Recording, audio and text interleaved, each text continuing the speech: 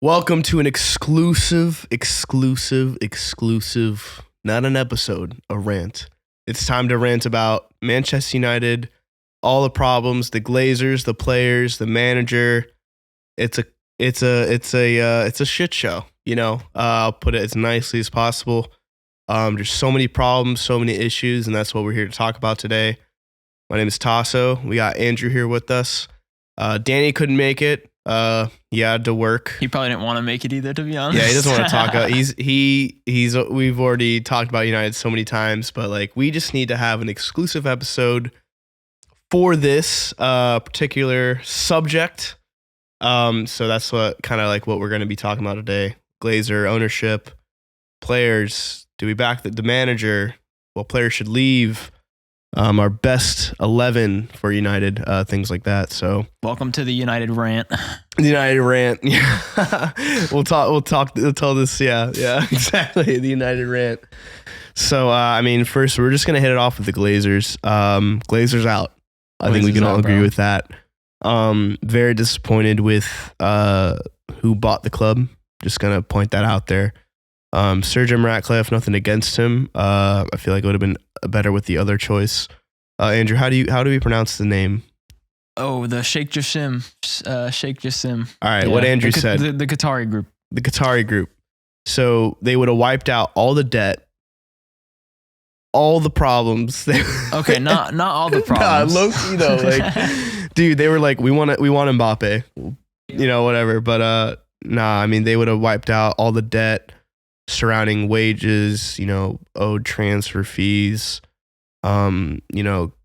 borrowing limits, credit, all that stuff.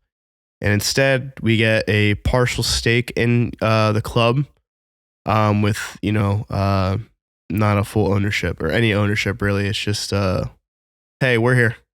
Yeah, so basically from my understanding, Sir Jim Ratcliffe, he is planning, so he's taking over 25% of the club right now. Yep. And then he's taking over the full football side of it. So he's taking over, director of sports, CEO, in charge of transfers, all that stuff, recruitment, which is really good because that's one of the biggest things that we've been like absolutely lacking on.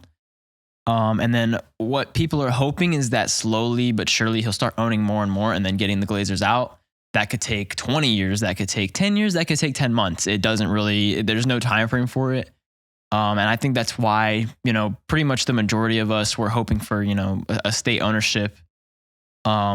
Because like Tasso said, like they'd clear the debt, they'd fix the infrastructure, focus on the youth program, remodel the stadium, and then they'd offer them even more money than the club is worth being valued at. So it was really disappointing. But then again, with the Glazers, it's just like what's new. It's just disappointment after disappointment. And it's shocking to see really that they're just not really willing to let go. They're still trying to suck out that little bit of life that we have left as a club in terms of money. But, it is what it is. Hopefully, Sir Jim can pull the rabbit out of the hat and make something work. Because right now it's pretty stagnant in terms of everything.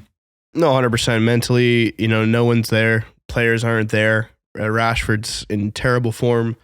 The club is I've never seen them this bad. Like over the years, I was like, I've never seen it this bad. And I've said that with different managers. And I'm like, wow, like it's actually really bad. Like any worse than this, it's like, we're not even a club anymore. Yeah. But then again, it's like, we talk about this like every week. There's always something new. And it's straight depression. And depression. As much fun it is to talk about, the club that we love and club that we support on a weekly basis, talking about, the downfalls of the club. Mm-hmm. Neither of us want to do that. It's literally the talking point of everybody because everybody knows how bad we are, how down in the mud we are as a club. Yeah. So basically the takeover, it's 25. Yeah. Like you're saying, 25% stake. They're going to have control over like player transfers, like I guess the actual quote unquote football operations. However, like let's say I kind of want to bring this up because you brought it up. Like let's say we want to buy, let's say, I don't know, Ariel Chouamini. Let's just say it right now. Rafael Leao. Bro, can't even say it. Rafael Leao. How do you say Chouamini's first name? Aurélien Chouamini. All right, Chouamini. Sorry, not French. But let's say like we want Rafael Leao. Let's say Ratcliffe's like, all right, 120 million, period, like add-ons covered, whatever. We still have, I mean, are they going to have to put it through someone like the Glazers, the board, whatever? Like, are they going to have to pass it through them in order for them, even though they're technically quote unquote in control of the football operations? It's like, how are we going to buy any players that we still truly do have a very big say? Yeah. How are we going to buy, like, how are we not going to get we're going to basically, it's just not going to change. We're going to keep getting our third, fourth, fifth choice players. Instead, you know, when Ralph Ragnick was around, he's like, yo, we need to get Luis Diaz. We need to get a full fucking white, bro. Yeah. And so, yeah, I think overall, at least from right now, it's very disappointing. It can get better, right? Eventually, Ineos could progressively just buy more stake. I mean, they can do whatever they want. I guess it just depends on the debt of the company, you know, Sir Jim Ratcliffe's expenses. I mean, they bought, it was like almost $1.3 billion. That's how much the 25% is worth. So, yeah. The club as a whole is probably worth maybe $3 billion. Yeah, and it's crazy because like Qatar offered what, 7 billion? Bro, well, I thought that was combined with the debt itself. Yeah, 10 billion. But which the is fact crazy. That the Glazers didn't take that shit, bro, just because they knew that they can get a couple more fucking pennies. Well, the thing is, United it's still a big brand. Like everyone loves their gear. They buy the jerseys. I mean, revenue wise, they reported like crazy numbers. And it's just, you know, I wish I could laugh about it, but I can't. It's like I think about it and it's just like, damn, like these people are just so greedy. It's just, like, they turn it into a business. Yeah, bro. They're like goblins from Clash of Clans, bro. It's just, it sucks so bad, bro. But we hope it changes for the better. I think, you know, people would want to hear like the main subjects, like the manager and the players. We want to, you know, shit on them or whatever. Not shit on them, just like, I guess, just say it from our point of view in a non-biased, like, I guess, the best way we can, like in a non-negative way. Yeah. Just like basically, long story short, bro, I think myself as a United fan, and then obviously like Taso and everybody else out there, like I think we're all just kind of ready to watch a game without like feeling disappointed. Like even when we win, like the first game of the season against Wolves, we got absolutely fucking ran around. We did not deserve that 1-0 win. Nope. And I know me afterwards, I was like, what are we doing? Like it was a mess. Everybody was out of shape. Nobody was sharp. The America tour was an absolute joke. Yeah, bad. Literally the only good thing that came out of the America tour was the youth team versus Wrexham, because it put some of the youth players in the spotlight, like Hannibal. He played really well during the Wrexham game, but it was just, it's so disappointing. Like sorry, I was just doing like earthquake. It's just really disappointing to like, you know, after a game, just sit back. Like, what did I just watch for the last 90 minutes? They're just unpredictable. Like it's very unpredictable. It's like they win a game, they're like, oh wow, they looked really good. It's like every year almost. Like that Crystal Palace Carabao Cup game. Yeah, that was like the most convincing win, and it was against the fucking Crystal Palace second team, bro. I was setting up all this equipment that we have now, and I'm like, let's go. Like, are we here now? Like, you know, they play, and then the next week against Crystal Palace, the same team. What is going on, bro? Yeah. Like, I don't know if it's just the ownership issues, if it's the dressing room because of Sancho. It's inside out. It's a plague inside and out, bro. It's unbelievable. But it's just sad. You know, like, I want to see them win, bro. Like, we should be top 4 every year regardless. Yeah. That's the expectation. And like at the end of the day, like I know a lot of people, they're like, oh, like if we do bad this season, like maybe it'll give the Glazers like more of an incentive to sell the club. Like if we do bad this, like whatever it may be, like at the end of the day, it's a football team. Like you don't want to ever watch your football team. Like you don't ever watch any of your sports teams lose. Like that's not the idea of watching sports. The goal is to win every single game. Yep. And it just sucks that it's been taken over by this big brand that Man United is now. Like every player has their brand. It's not just like a team. Yeah, Glazers take advantage of it heavily. Yeah, and it's they care more about, you know, selling shirts than actually performing on the seats. Yeah. or performing on the stadium. Yeah. Well, I mean, there's so much we can go over about like the ownership issues, but I guess like the main thing is, like I said, the managers and the players. Well, one, like Andrew, I know we kind of discussed this off the record, but on the record now, do you back Eric Ten Hag? I back Eric Ten Hag. Yes. Or Hog. Sorry, I'm American as hell. Eric 30 Hog. So obviously, it's tough to say right now because it's a recency thing. Like Ten Hag, like his performances, his management, his first season, his tactics.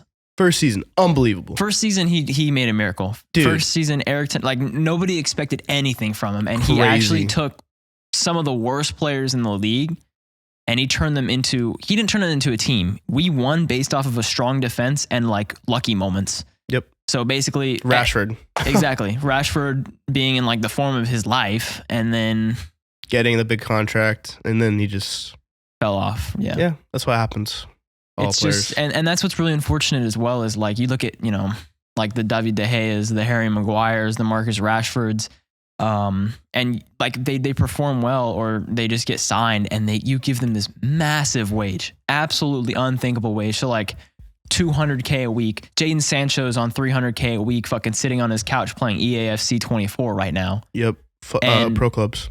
Exactly. And it's almost impossible when the time has come, or when they're not performing for United. It's almost impossible to get rid of these players because they're not going to take a pay cut. They will probably be more than happy to sit on the bench and just yeah. That's what Gareth Bale did. Yeah, they're just crying in their money, bro. They're wiping their tears with their cash, and it's just really unfortunate to see that like money is driving this world, and it's not really about, like, obviously everybody wants to play. Oh, it's a different game, man. Yeah. I mean, it's just sad. Like, I think, like, my dad brought this up when we were watching. Like, he was, cursing out the TV in Greek and everything. It was so funny. But, like, he's just like, you know what? Like, you see, he said, this is the fucking problem with these players today. Like, they have a decent season. They expect all this money. The agents are also a big, what's the word? They drive that, they get a fat commission, right? But no, I think it should be performance based. Like, hey, listen, you get 30 goals a season, you get $1 million bonus, right. Whatever. Like, because I mean, technically, what they get, like, for instance, Rafael Leao, I think his salary is going to be 8 or 10 million quid, for the season. Rashford is what, 300,000 a week, something ridiculous like that. It's a life sentence for Rashford. So what's 3 times 52? Are you good at math? 156.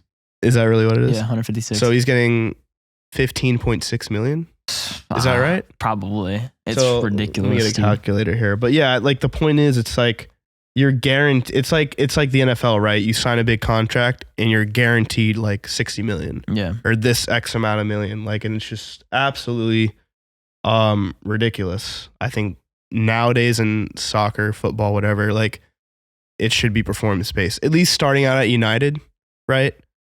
We need more academy players. We need to develop like Kobe Mainu, Hannibal Mabry. Yeah, I love Hannibal. Garnacho. Like, you have Dan Gore. I'm really excited for Dan Gore to get promoted to the senior league. He's doing really well.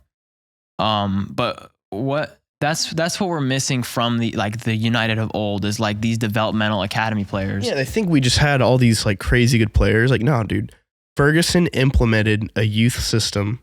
Fantastic youth system. Almost every player came from youth. Beckham, Neville, Giggs. Unbelievable. Scholesy. Yeah.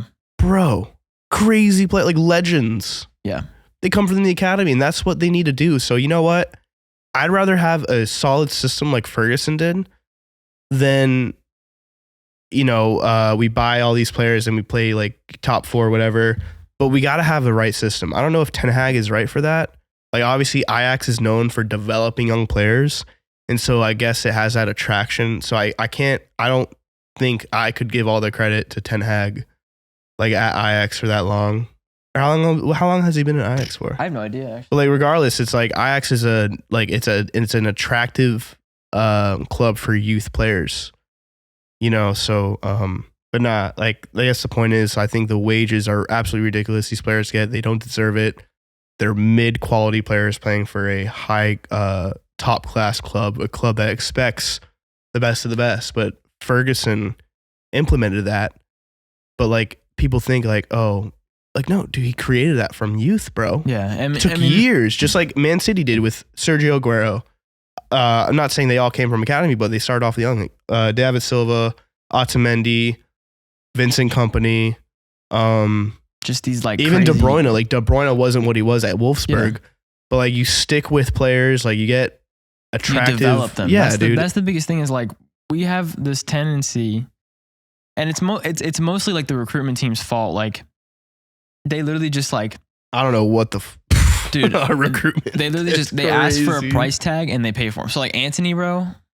I know. No, you're that not a big was. fan of Anthony. Oh my god, that's the worst signing I think under like, Eric Ten Hag. It was like 80 mil, 90 mil. Oh, it was almost 100 million, bro. Yeah, so almost 100 million. I wouldn't even pay 50 for him. Like he's a 50 million pound player. And what happened was we waited so long and we twiddled our thumbs for so long that in the transfer window, time was tight, and they were able from Ajax. They were able to basically just swindle us into giving him 100 mil. Like same thing with like Mason Mount. Don't even actually no. I'm gonna wait for Mason Mount. Because I don't want to. But yeah, Anthony's value is 50 million, like you said. Yeah, he's a 50 million pound striker. He is a development or a winger. Yeah, he's a developmental player. He is not. Same thing with Højlund, bro. Like Højlund is world. Like I'm so excited for Højlund at Man United. I really hope that we can give him what he needs as a player, aka somebody he can study under, not Martial. Yep. But Højlund, we should not have paid what 90 million for him. I think. Well, the problem is we're United. Like they're gonna ask for that because they know. Excuse me. They know we have the money. They know like, hey, you want him? This is our price. Right, but they hopefully now they knew that our recruitment team was a fucking joke this season. I'm really hoping that Radcliffe gets a new recruitment team, new director of football, new president, all that shit. And he's like almost like Brighton's recruiting, bro. Like I don't know what kind of crack Brighton's recruitment team is on, but I'm gonna need some of that. I don't know. I mean, like who the hell would have gone and went, oh yeah, I want Cairo Mitoma. I think he'll be a world-class player. And now look at him. Mitoma is arguably one of the best wingers in the Premier League right now in terms of creativity, pace, everything. I mean, I like him as a player for sure. I think, maybe he needs to be better with finishing, but dribbling, dude, he's Park Ji-sung. He's even more like he's more of like a natural winger. He can put a good cross into the box. It's not even a matter of him, he has a good shot on him. Our wingers for Højlund is just not working. Like Rashford, he's someone who's going to want to score goals. Right. He's not someone who's looking to assist a goal, and it's like signing Højlund, that was my concern. It was like, okay, you got our striker, right? Let's say he's like a Robin van Persie or Ruud van Nistelrooy, like a solid striker that stays and that can actually score goals. Like what do you do about Rashford? Because he's going to want to score goals. I mean, like that's so. It's also because Ten Hag likes his inverted wingers. Yeah, he likes his inverted wingers. It's a concern of mine. But like, I mean, you can't. It's tough to switch a mindset like that when you've had it for so long at United. And he's going to be a great player. I mean, he's a great finisher, great, pace, power, speed. Unbelievable. He can get link up in behind. But he's really well. Yeah. Now you have the striker. You bring him in. Okay, now Rashford, you need to look for the man instead of going in like off the left, do a little, head down. Yeah, exactly. So it's gonna be, it's gonna take some time. I think Højlund it's a good move. Did we overpay for him? Obviously, we overpay for everyone. Everybody, bro. Either that or like with Amrabat, bro. Like we got him the last fucking 24 We got him on hours. loan. I'm glad we got him on loan. Wow, if we didn't get him, I don't know who would have filled in for that left back position. Yeah, and he didn't play well in that left back position at all. He's not a left back. That game though, I think he played pretty decent. No, those 2 games he was a joke, dude. It was kind of a joke. Yeah, like it was just kind of like, okay, put me wherever, coach. Yeah. So I think I'm with backing Ten Hag. You back him. I'm in the middle because I agree. The players aren't there. We have injuries. VAR is definitely against us. Yeah, but like, bro, it's like. His tactics excuse, yeah. It's like that. Everything falls on the manager. Everything. But then again, it's like I'm in the middle because the players I know, like they need to perform. Like you're being paid to perform at United. They're not United quality. A lot, like half of them at least. But I mean, it's just you got to put it on the manager. So I'm in the middle. I don't agree with his tactics right now. Like I'm watching like against Copenhagen, multiple chances. Like Rashford will pass the ball and like almost like run back towards middle of the field instead of like getting in behind, running, down the like to draw defenders away because like Copenhagen's pressing and pressing and pressing. And it's like we're doing nothing to bring back that back line towards towards their own side, towards their own goal. And it's like, well, I mean, what do you expect? They're gonna press and we just pass it backwards. Yeah, I mean, and then here's the thing. So annoyed by passing it backwards. Yeah, here's the thing. Also with the Copenhagen game, like what people were saying is like, oh, like cut them some slack because we were 2-0 up, and obviously with that man being sent down, of course it changed the game entirely. Like the dynamic of the game changed entirely. We went from so much confidence to like fight or flight. Right. But survival football is what people call it. But essentially, I just don't understand why, like how, like a prime Man United team with 9 men would still win they'd still win pretty comfortably against a Copenhagen team. Yeah, like, bro. And then we didn't even lose a defender with a red card. We lost an attacker. Obviously, did that give us a lack of ability to get in behind? Because obviously with Rashford's pace and all that. Yeah. Yes, but even before that red card. Right. We should have survived well into halftime 2-0 so that Ten Hag can make some changes. I get his perspective of like he didn't want to sub another player on and waste another interval for the first half because he already had to get Johnny Evans off because he was injured. So he was just trying to hold on till halftime. But when you go down 1-0, I think it's time you got to wake up. Like, like it's like you need to have like, Amrabat dropping into that, or it was McTominay. Amrabat wasn't even on. No. Oh my God. So yeah, sure. Scott McDonald's back into that center back position. And then you're literally just playing like a 5-5-3-2 or like a 5-3-1 or something. And just get to halftime because the way that they were playing, bro, like we should not have shut down a 2-0 lead that quickly. And then to rely on a penalty. And yeah, it was just so bad, dude. It was so poor. As soon as we letting that first goal, it just heads drop, bro. It's so embarrassing to see. Yeah. You know what? Like at this point, top 4, It's not gonna happen. Finish, I mean, it's not like impossible because like it's a close table besides like 1 and 2 or whatever. But like, I mean, the way we're playing right now, it's definitely not gonna happen mid-table. I mean, let's say we finish mid-table. Like we were watching, the United stand, like some other like watching highlights. And they're saying like, you know what, like what's Sir Jim Ratcliffe gonna do? I mean, he's seeing his struggling United team. Is he just gonna like sit down with Ten Hag, listen to him? He's like, all right, you're fired. He's got to sit down with Ten Hag and see like, okay, like what the hell are you working towards? Because obviously right now it's not working. And your signings, you know what? We have to put that on Ten Hag. Mason Mount, dog. Waste. Anthony, dog. Casemiro, okay. Andre Onana, hopefully he adapts. I miss De Gea.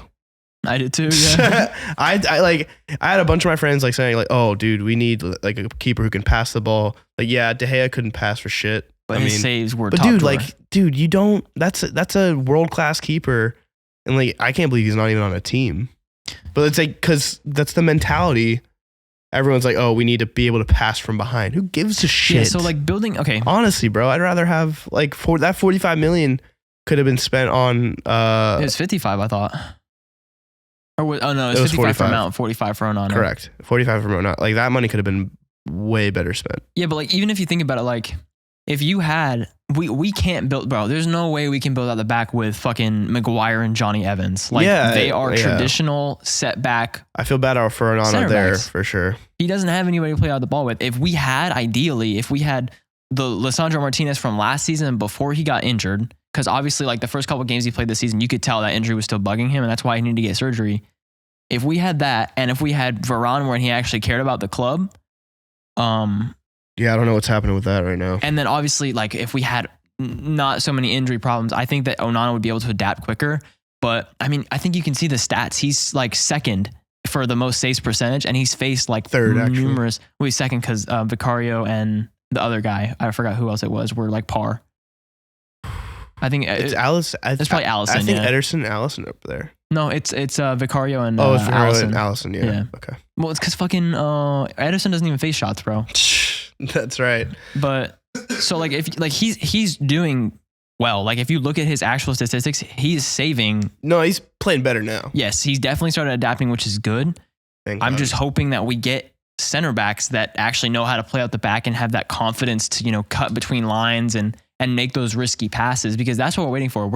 All we do is kick it out wide and push it to the edges. And that gives, Anthony and Rashford the chance to just run down, cut in, and miss. So. Well, speaking of all these players, who should go? Like, who's like, let's pretend the January transfer window doesn't exist, because I don't think a lot of players are going to leave besides Jadon Sancho. Sancho and like Van de Beek. Yeah, probably. So, who leaves? I think Anthony, I hope and pray we cut our losses. Like, it is what it is. I don't even care if we get 30 million, bro. He needs to go. Anthony is not the winger, bro. He's a joke. A joke of a winger. I think I need to wait for Anthony a little bit before I say You anything. think Anthony should stay? I think he's not going anywhere. I don't think Anthony's going anywhere. Bro, I don't know. He doesn't create chances. He loses possession all the time.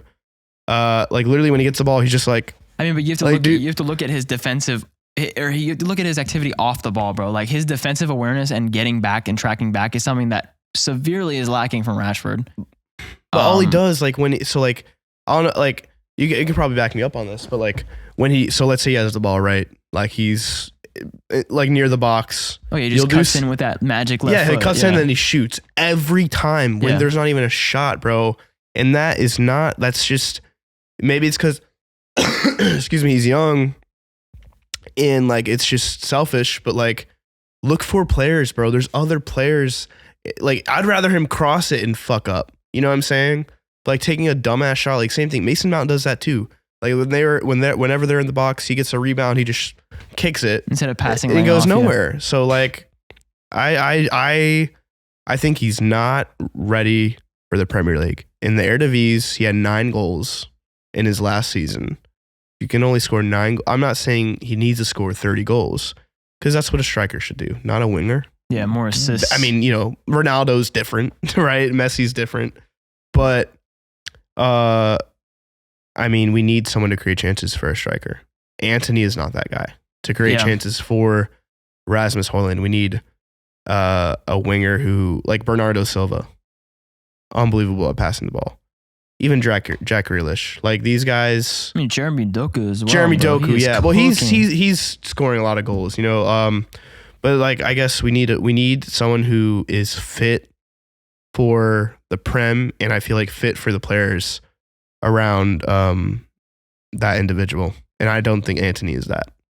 I think I need to give. I want to give Anthony one more. Put him season. on loan, bro. He's not going anywhere, bro. Play Pellistri over Anthony, bro. Oh, 100%. It's just ridiculous, bro. I even want to bench Rashford. I know it's a hot take, but he's not in form mentally. He's not there. Bench him. Put in Garnacho. Give the young kids playing time.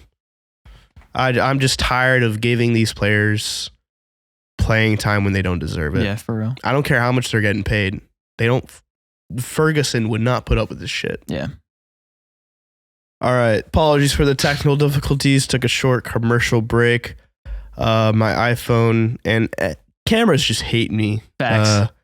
They always turn off. iCloud storage is full, even though I got the max, or not the max, got 256 gigs.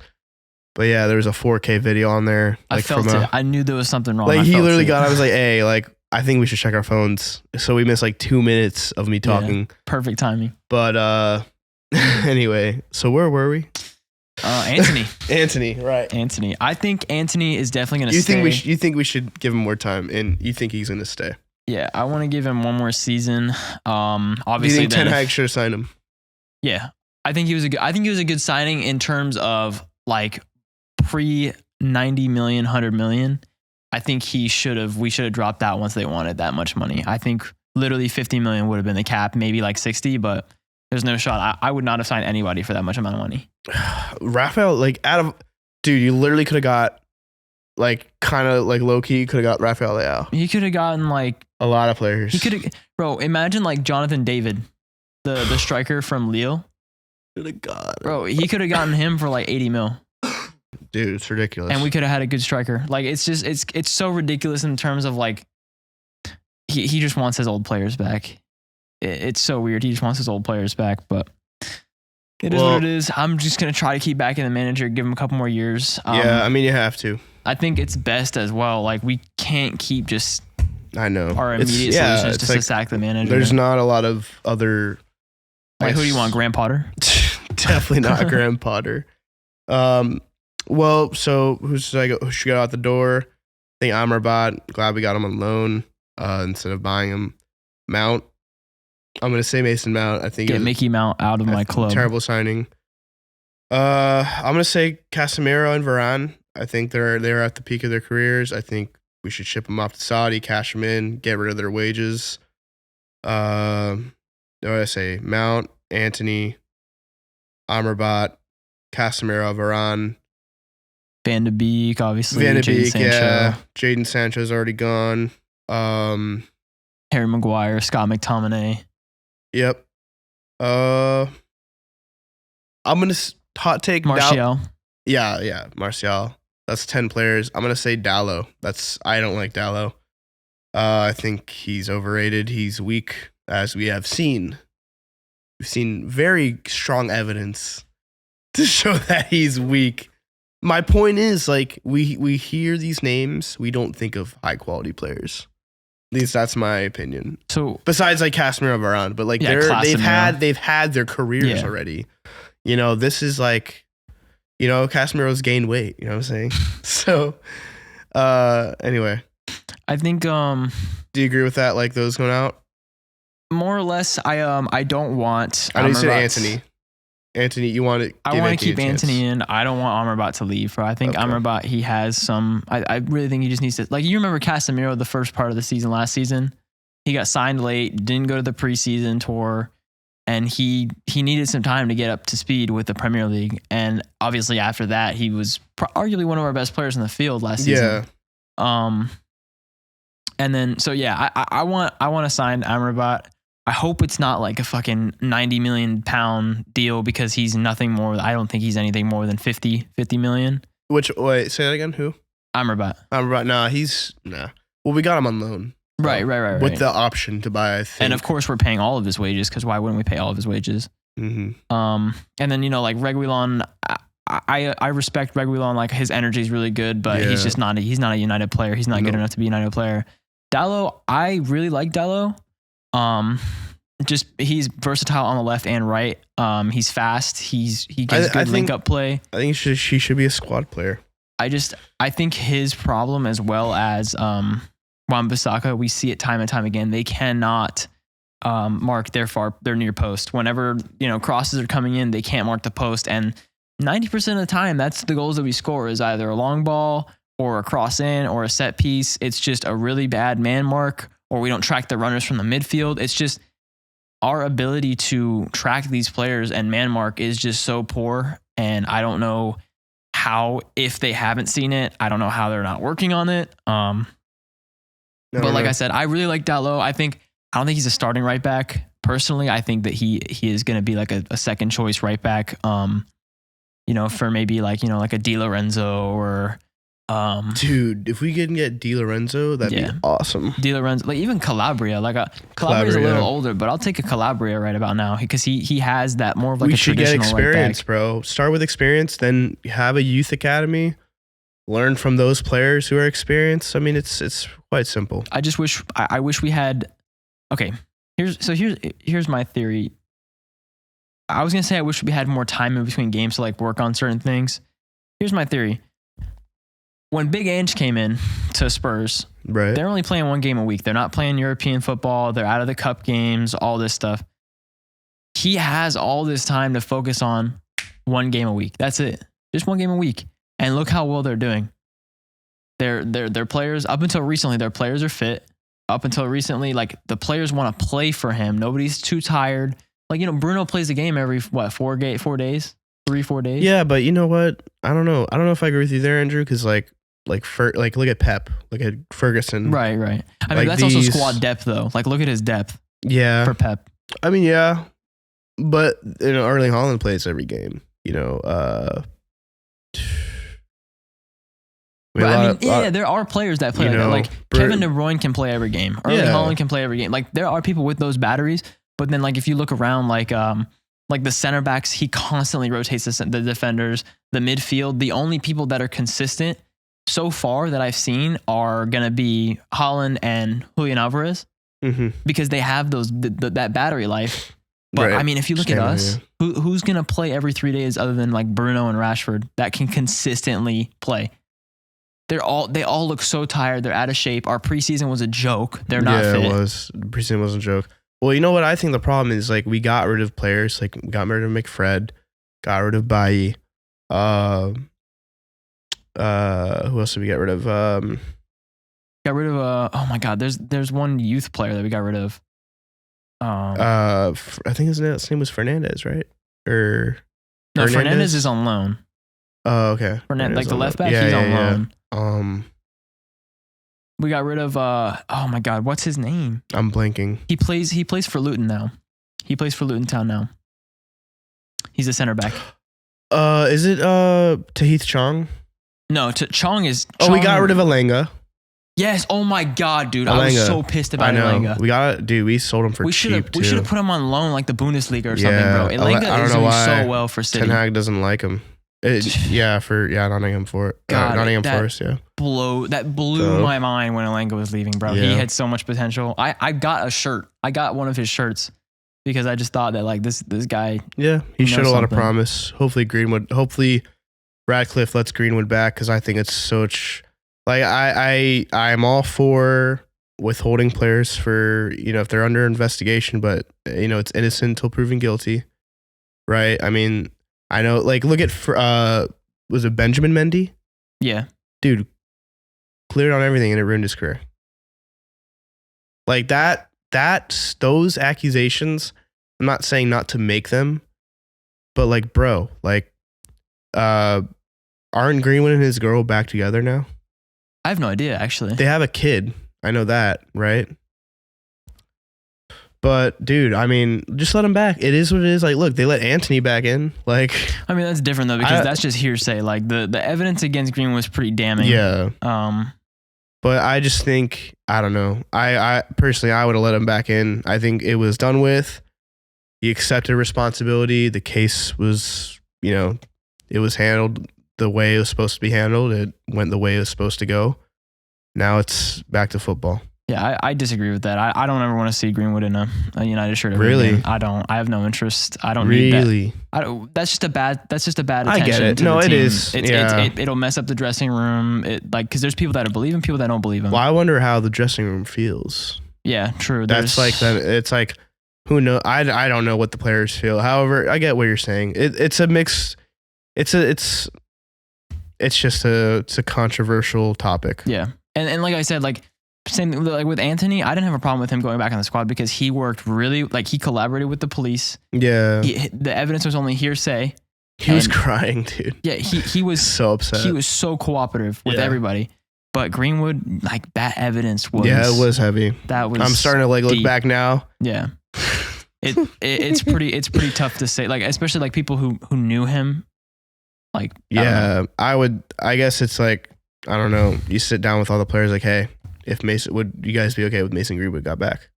And I'm sure probably about half of them would say no, honestly. Really? Yeah. I think our best chance for Greenwood is just to let him perform the way he's performing, let him come back on loan and cash out on him. Because I mean, there's still a great player in there. Obviously, he's rusty. You got to kick the rust off. But sure.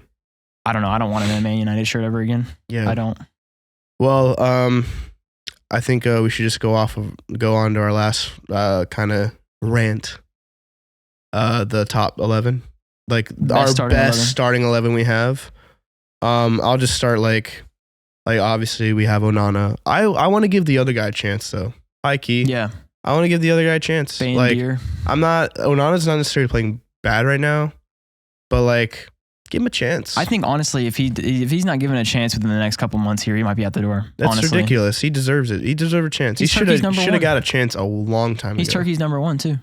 Long time ago. We should have given him cup games, like Carabao Cup, FA Cup, something. But then Eric Ten Hag's argument is like, oh, like we're not sure if he's like adjusted to English football. Like you're not gonna know if he's adjusted to English football. BS. It's BS. I mean, but also might be behind the scenes something wrong with training. He might not be performing, but like, you know what's interesting? I actually want to bring this Sancho thing up real quick, because my dad like pointed this out. It's like, you know what, like, you know, it's wrong what he did. You know, bashing your manager like that. Like, what if it is the case? Like, Sancho's a scapegoat of some kind. Do you think that's even possible? No, I think Sancho's just kind of been like he's been like the catalyst of his own downfall, essentially. He but like I don't know, like I don't get why he would lie. You know what I'm saying? What happens in the dressing room stays in the dressing room. I'm a firm believer in that. When Fergie was in charge, bro, nothing left the dressing room, right? And now that these players think that they can have control over. You watched the David Beckham documentary, right? Yeah. Dude, because like, didn't Beckham say some shit? And like Ferguson said, that's the last time you wear a United shirt or something like that. I think so, yeah. It was something like that. But I mean, and that's David Beckham. I mean, one of the best English footballers of all time. But yeah, I mean, I agree. Like I'm on the side of like, you know, he shouldn't have done that. It's not right. Like he should apologize. However, like if there is some truth behind it, I don't know how he would be made a scapegoat. Like he's unfit. Like I don't get that statement is a scapegoat, or like the team's not playing well. It's like that's the whole team, but it's like I don't know. I don't get it. I mean, yeah, even like I don't get that. I don't get the claim. This is like what? This is Sancho's season 3 now, right? This is the 3rd season. Well, it's just unfortunate. It's not about the money we spent on him, but bro, he was supposed to, I mean, he was a promising player, right? Like me, like my excitement when they signed him, I was like so excited, bro. Yeah, I mean, he had a ton of potential. It's just he didn't perform up to standards, and then when he got dropped to the bench, you saw his attitude change. He gained weight. He looks like he gained weight too. Yeah, he did. He didn't. And he seemed slow. Like he didn't focus on competing to get his spot back. He was just all depressed on the bench and just waiting for his turn. And that's not really sad, dude. That's from what I've seen. Like obviously, you know, he might be trying his ass off in the training field, but it's just it's disappointing to see in that aspect of like he was so promising of a player, and just for that to happen to him, it's really disappointing, especially obviously for the price tag and you know the potential and all that. But at the end of the day, it is what it is. Right. Well, back to our starting 11. We'll just say Onana's in there. Right back. My favorite right back is Casemiro. I'm sorry. Yeah, dude, that guy's crazy. Casemiro. Wan-Bissaka. Casemiro. Sorry. We had a fat burrito from Chipotle, and I'm daydreaming right now. But Aaron Wan-Bissaka, you agree? Yeah. It's 2 center backs. So it should be Rafael Varane and Lisandro Martinez. The Butcher. I miss Lisandro Martinez. He's my favorite signing under Ten Hag, I think. Yeah. Besides Højlund. I think overall he's a center back that when he signed him, I'm like, the fuck's this guy? Yeah. Like I've never heard of him. I was really happy. I had kept an eye on him when he was integrated in the team. Yeah. It was slow at first, but he had the mentality that was needed. Yeah, bro. He was like, everyone was like, oh, you're too short. He came in. He's like, he proved everybody wrong. Big bodied everyone. Yeah. Like he was always up in everyone's face. And I love that about him. Like we need that Roy Keane fire, you know? So now they were saying, Maguire was playing over Varane is because he's a right-footed center back. And Maguire's in form or whatever. Varane's a right-footed center back. Well, yeah, no, that's why Varane he won the World Cup. That's why Varane wasn't playing. That's why Johnny Evans was playing. Johnny Evans left-footed? I think he's more of a left-footed or left center back. Yeah. I mean, I know Lindelof I think plays left center back as well. But he's preferred foot is both, so makes sense. But he's gonna be out until November or late November. That's his expected injury return time. Yep, because whatever happened at Copenhagen. Yeah, it must have been. It says it was a hip. That means he's getting old. Oh, it was a strain injury. It must have been the hamstring. So center back, we'll say Varane and Lisandro Martinez, assuming everyone's healthy. Left back. I gotta say Luke Shaw. For me, it's Luke Shaw all the way. But like, it's like Luke Shaw gets injured every season. It's like he's always injured, bro. I mean, but when he's not injured, like you can't replace him. We can't replace him, bro. I miss Luke Shaw. We need him desperately. And that's the thing about Luke Shaw. He can play Shaw. center back too, exactly. bro. That's the thing about Luke Shaw. He got adapted to center back. Oh my God, what a center back he is, dude. And I remember, like the first match after he played, he had a phenomenal game playing that first left-sided center back when Martinez was out. Goes crazy. And I remember he was like, they're like, like, how do you like center back? He was like, I love the position. I'll play anywhere the manager will let me. Yeah. Obviously. And he said, obviously there's people better than me, so I'm not going to be there the whole time. And then fucking half the season afterwards, he was in left center back because he was the best left center back next to. Hey, in FIFA, you got a couple team of the week cards. I remember. I packed one of them. And then obviously like Malacia, like, don't get me wrong. I love Malacia. He's just young. Exactly. He'll build up into it. Yeah. And he had a bad. They never disclosed his injury. He should be back late November, they said. Yeah. Regardless, they never disclosed the injury, which is kind of weird. Yeah, he just got like a training injury, I guess. So midfield. I guess they do they do an attacking midfield. So Bruno up front. On the two. I'll let you take. Do you want to take the midfield? Yeah, sure. Okay.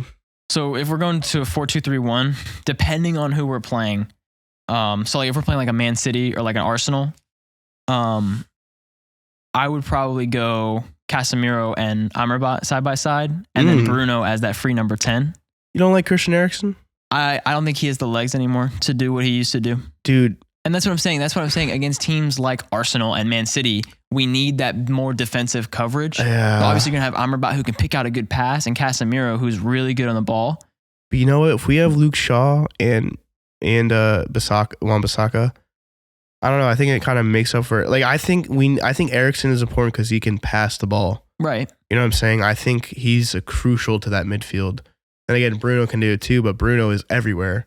You know, that's what I'm saying is like, I wish we had that lineup of Casemiro and Amrabat so that Bruno does have that freedom to roam and pick out a good pass. I get where you're okay. I get it. Yeah. Obviously, and then like if we're going against like, you know, like a Luton Town or like a Everton or whatever, Hannibal, I would probably drop. Yeah, I love Hannibal. I want him to play multiple games. I want him to play games. I think he's clumsy. Hannibal's very clumsy. He's overly eager in that consequences. Imagine having the confidence to take a shot. Remember that shot? Yeah. Dude, I saw the shot. I'm like, hey, holy, like, let's go, bro. But like, for that one, I would pick even just to give him time, Mason Mount. Yeah. I'd put him in that number 8. I mean, we got to get something out of him, dude, because this is ridiculous. I'd even like an Eriksen or Mount for those kind of games. Okay. Eriksen, Mount. But like for my preferred lineup, it'd be Amrabat, Casemiro, and Bruno. I can't say this on camera. We'll say McDonald. No. McTominay needs to go. McTominay had his time. I get that he scored a couple goals. Whip-de-fucking do. He is shit. Yeah. And he does not. I don't want to see him on the field. I don't understand. His form went up. I would rather keep him over Fred. I wish we sold McTominay over Fred. Oh yeah, for sure. Fred had tenacity. Fred could pick out a good pass. Unfortunate. Whenever Scott McTominay's on the field, I forget he's on the field. I don't even recognize him on the field because he's just running around playing hide and seek. It's so bad. I'm so sick and tired of seeing McTominay in the starting lineups because all he'll do is get up to the box, try to score a header, clap his hands like he fucking missed a world-class goal, and go back into his deep midfield position, playing hide and seek. Yeah. He does not. He has the energy and he has the mentality of a United player, but he does not have the skill to be a United player. Yep. And the fact that we turned down, what was it, a 50 or 60 million package for both Scott McDonald's and Harry Maguire to go to West Ham. I would have taken it. Dude, I would have taken that if it were 40 mil. Just to get out of my... That's a lot. Pay off the wages. That's nuts. Pay off the wages and sign a new center back and a new defensive mid. But like they should have taken that 60 million. Oh, any day of the week. Yeah, the only one that didn't want to do it was Maguire. It's so disappointing, dude. It's so disappointing. 5th choice center back, and then you want to keep him. Yep. Or it's not enough. It's called cutting your losses. It's a business. Yeah. You know. Moving on. Yeah. I mean, Højlund at the top, 100%. Best Rashford's in. at the left wing 100% of the time. However, right now, I personally, if I were the coach, I would bench him and put in Garnacho. And then on the right, might as well put in Palestri. Anthony needs to ride the bench right now. Anthony's not performing. You got to ride with Palestri and give him time. So unfortunately, I didn't mean to fucking like exhale into the whole microphone. No, you're good. So you agree with Højlund up top? Højlund up top, 100%. If we're talking about recent form, Garnacho over Rashford. Right, if we're talking about we'll just say form best, overall, yeah. Rashford, on the left. Okay, so here's my thing, right? Well, Garnacho can play on the right, can he? No, he can't. He can't. That's why Rashford plays on the right a lot, because Garnacho can't. So here's my thing on the right. You're gonna think I'm fucking weird for this shit. I want to see Amad Diallo on the right, bro. I love Amad Diallo, bro. He's a great young prospect. He's a great prospect. I really want to see him on the right. Where's he at right now? He's injured. Oh, really? Yeah. He got injured preseason. Same thing with Kobe Mainoo. I want to see Kobe Mainoo, bro. Right. He played, it's I think. Mayano or whatever. It's Mainoo, whatever the fuck. Kobe, that guy. Kobe. He played in like an under 21s game a couple weeks ago, bro. He made it look so easy. He was playing so well. I'm so excited to see him get promoted to the senior team. It was so unfortunate when he got injured against Arsenal for preseason. Yeah. He has such a bright future, and I really hope that they give him a chance. But Diallo and Palistri for me. Anthony, I really want to back Anthony, but he needs to start stepping up. He needs to show why he's worth 100 million pounds. But, you know, and what sucks is like Palistri and Diallo, they're more traditional wingers. They're going to put a cross in the box. They're going to give service to Højlund, and that's what we need right now. Yeah. But Ten Hag likes those inverted wingers. They like to cut in, shoot, and, you know, call it a day. And that's really unfortunate for Højlund, because you sign this 90 million pound striker and he's just doing a graveyard shift. I don't blame Højlund at all. It's like, I mean, there's some little things, like no player is perfect, but you got to have players around him that can feed him the ball. Like De Bruyne to Haaland, like that's a crazy duo. Like even Grealish, like also you got to develop chemistry. Like that's why I think youth is so important. Like when Ferguson developed all those players grow up together, they grow up together, dude. That's how you play the game. Players like that who grow up together can beat a team like and that's what's like a interesting PSG team who's like all money, like oil money, whatever, you know. That's what's interesting though, is like whenever you see like Rashford and Martial coming on, you see they have that chemistry to, you know, feed each other passes, give them little 1-2. Like they have that chemistry because they played together for so long. Yeah. And what I'm interested to see is like in like training videos and pictures, you'll see a lot. You'll see Højlund, Palistri, and Garnacho all hanging out in that trio. They probably play really well in training. I want to see him give him a chance, bro. That front three could be fucking serious business if they do that shit right. Just give him a chance. And I'm really hoping against Luton, because obviously I'm really hoping we're going to start like, you know, a good team. But it's Luton Town. Like we can experiment a little bit. Right. Obviously I don't want McTominay on the fucking field, because it'll just be like playing with 10 men. Yeah. But Garnacho, Palistri, 10 a.m. tomorrow. For me, I think they have to start. I'm so excited to see. I'm eager almost to see how that plays out for them, bro. I'm ready for that to happen because it's youth. It's all youth. It's all fire. It's the mentality that we need. Yeah. The predicted lineup is Højlund, Fernandes, Anthony, Rashford, McTominay, Eriksen, Bissaka, Varane, Maguire, Dalot. And unfortunately, it's probably going to be what it is. Yeah. Unless he makes some fucking crazy changes, because I think he needs to make some changes. Like I agree with you, dude. Put in different players. I mean, players that want to play, like that actually players that play for the badge, bro. Yeah. Do you know this? You saw the poster? Play like you mean it. Yeah. Yeah. I feel bad for Bruno though. You saw that picture of him like literally devastated. Yeah. Bro, like I was telling you, so I before like we wrap it up, like I was saying on the last episode, like I mean, I wouldn't be surprised if he left, because he's at a point in his career. He's 29 years old. He'll probably start declining around 33, you know, I guess, right? Maybe 32, whatever. I don't know. But you're in your prime. You're one of the best, I mean, midfielders, whatever, attacking midfielders, playmakers in the world. And why not play for a team like Real Madrid? Not City. City don't need him. Yeah, I mean, or like a Liverpool. I'm not going to say Chelsea because I don't see how I'd fit in that team. But I guess, a better team, a quality team than United. Unless you want to genuinely play because you love the club. Yeah. So Bruno Fernandes is my favorite player. I've said it time and time again. He embodies for me. He embodies what United used to be. Like, he brings that energy. He gives his 100% pretty much every game. Like, he can only do so much, right? Everybody's shagging him off for captaincy. Like, whatever. You can have your opinions. I think that he's a good captain. He just needs to learn. And I said it in the last episode. He needs to stop flailing his arms. He needs to stop complaining, stuff, and he'll get the team behind him. But I really hope that he stays to be a United player, because I really think that if we give this manager a chance and if we give this new ownership a chance, bro, I think that we can really... I hope he stays. We can build something.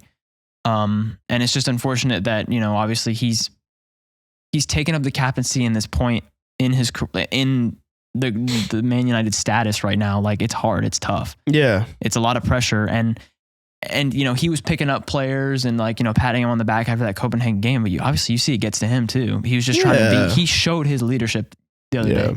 And that's really good to see. I mean, I can't imagine the pressure they're dealing with. So I gotta give him some leniency. It is a lot of pressure, to play for United, but it's like, if you can't handle it, you need to get out. Right. I'm not saying like Bruno can't handle it. I'm just saying as a general rule. I just want to kind of touch on Rashford real quick. Like, at the end of the season, if I were Ten Hag, I sit down with Rashford. I was like, listen, like, do you want to continue to play for this club? Honestly. Yeah. Like, I think Ten Hag needs to sit down and have a one-on-one with every single one of our players, bro. Do you want to play for this club? Do you genuinely want to play for the badge? Do you want to be here?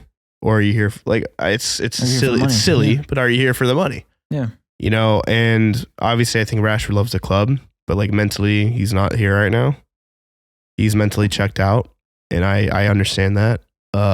It'd be tough not to be checked out. I think the suspension is a blessing in disguise. I think it'll give him a chance to recoup. Just give him a bit of time, sit down. Nobody speak. Talk. Nobody talk. Just have like a mental break or whatever, whatever you want to call it. But I think this will be good for him. It's not a domestic ban, so he'll still be in play. Yeah. And obviously, if we get knocked out of the fucking Champions League in the next couple games. Yeah. I mean, if we're out of Europe, I mean, we'll probably be out of the Champions League. But who are we going to sign? Yeah. You know what I'm saying? Unless they're just like, hey, we're in our contract, we'll guarantee you we'll make Champions League the next season, or we'll sell you for, we'll put a cheap release clause on you. Whatever, but yeah. I'm just ready to start seeing some performances again. Yes. So Luton Town, 10 a.m. tomorrow. As this is being filmed, of course. A draw. You're going for a draw? Nah, it should be a win, but it's like, I guess it's at Old Trafford, right? Yeah. No, it is. It's at Old Trafford. We should 100% win this game. And it's like, the thing is though, the thing about United, you cannot predict. Yeah. Here's the thing. I say we should 100% win this. We should 100% win this. I wouldn't be surprised if we lost. I wouldn't. Good for Luton. Oh yeah, for sure. They get their first. It'd be another historical moment at Old Trafford. What a better way to celebrate your first fucking win of the season against Manchester United. Make some history. Why not? Why not? Maybe they'll score 7 most goals in a Premier League game from a newly promoted team. Yep. Why not? Welcome to Old Trafford, land of the Devils. Yeah, theater of dreams. Yeah. Well, Andrew, it's been quite a rant. It's been a pleasure. Yeah. Well, appreciate you guys for tuning in. Apologies for the technical difficulties. We are diligently working on making sure that does not happen. We got some things cooking in the background. So yeah. Got back from Vegas, ready to get back to work and start planning for the future. For the pod, for the business, and we'll just kind of close out there. Like I said, thank you for watching, and if you want to be on the show, if you want to possibly be a guest, fill out the application in our bio of all of our social media platforms. Hit the link tree, hit the podcast guest application, fill out the application, hopefully get on. If you're not following all of our social medias right now, hit the follow button, hit the subscribe button, hit the like button, whatever it is, just hit it. Hit the button. Smack the shit out of it. Smack it. And we appreciate you guys for tuning in to the United Rant. Check out our Discord. Yes. Yes. That should be out. Andrew, and touch in open. our Discord. All right, look, we're gonna put this I'm gonna make Taso put a nice, sexy screen recording of our Discord, right? Okay. So basically, we all work together. We're gonna try to make a community of all of us, just to be able to talk. Maybe we can have like a little live streams, all that stuff. We have normal chats, off-topic chats, whatever y'all want. We are open. Just get some moderators in there if you're interested in doing that. We can take some applications, talk to you guys, all that good stuff. So yeah, check out the Discord. It is growing. Everything is growing. This is a very exciting project for all of us. I know that we're all very excited to see what it has in store for all of us. Yes, sir. So let's get involved, baby. All right. Well, we'll see y'all soon. Thank y'all for watching. See y'all.